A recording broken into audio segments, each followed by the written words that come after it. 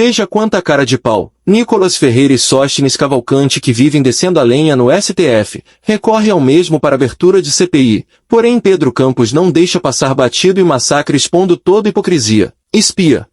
Deputado Sóstenes Cavalcante, o Supremo Tribunal Federal deve decidir sobre a abertura de uma CPI na Câmara? Quero aqui, de verdade, dizer da minha alegria da decisão do deputado Nicolas em recorrer ao STF para tentar instalar a CPI. E eu sou um desses que critico quando se perde na política, no Congresso Nacional, a gente ir às barras do Supremo Tribunal Federal resolver assuntos internacorpus. Entretanto, CPI não se votou e não se houve deliberação do plenário. CPI é uma decisão do presidente da Câmara, que neste momento, o presidente da Câmara, pelo regimento, está impedido de tomar essa decisão. Então só resta uma alternativa, o Supremo Tribunal Federal poder tomar essa decisão, haja vista a importância dessa CPI do roubo dos aposentados, que é um escândalo assustador, que a gente tem que passar isso a limpo. Lamentavelmente, o próprio Tribunal de Contas da União pediu para que se excluísse a CONTAG e o sindicato do irmão do Lula, que também tem descontos indevidos de aposentados, que também participam da roubalheira. Se fosse para investigar todos, inclusive esses dois, eu diria que não haveria necessidade da CPI. Mas como já estão querendo fazer uma investigação meia boca, passando a mão nos apaniguados do sindicato, dos aliados, em especial do presidente da República, é necessário sim a gente ir ao STF para garantir que a CPI ajude nessa investigação, para que a gente possa esclarecer de uma vez por todas, colocar os bandidos que roubaram os nossos aposentados na cadeia, bem como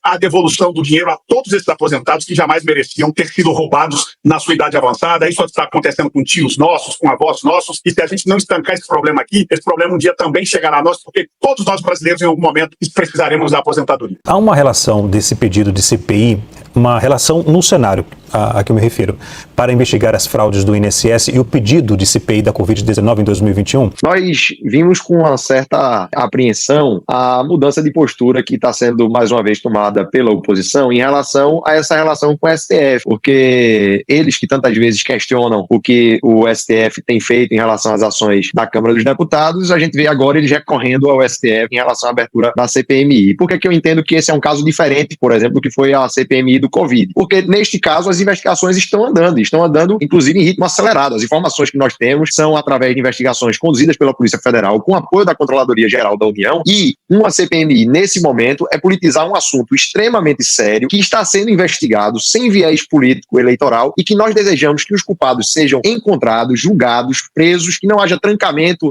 de ação penal como foi votado pela oposição em relação ao caso do Ramagem, para que a gente veja cada um deles condenado e também obrigados a devolver o recurso que roubaram dos aposentados. No caso da Covid, a gente via um governo que, além de não avançar na compra da vacina, que era algo essencial ali para a sociedade, ainda estava envolvido em esquemas e escândalos de corrupção em relação a essa questão dentro da própria compra de vacina, onde o mundo inteiro estava procurando as vacinas sérias e dentro do governo Bolsonaro existia um esquema que estava sendo avançado com a questão da compra da Covaxin. E aí vale ressaltar, trazendo aqui a relação até com essa CPI, que a pessoa que estava lá, que era exatamente o Camisotti, é ligado a uma das entidades, a ANBEC, que mais cresceu nesses últimos anos. E ele foi descoberto lá na CPMI da Covid e também está sendo investigado pela Polícia Federal. E queria dizer, eu acredito aqui na vontade, no desejo sincero de Sóstenes, que a gente possa investigar a todos, mas no discurso, infelizmente, a gente vê uma seletividade, porque as principais entidades que cresceram nos últimos anos não são citadas nos discursos dos deputados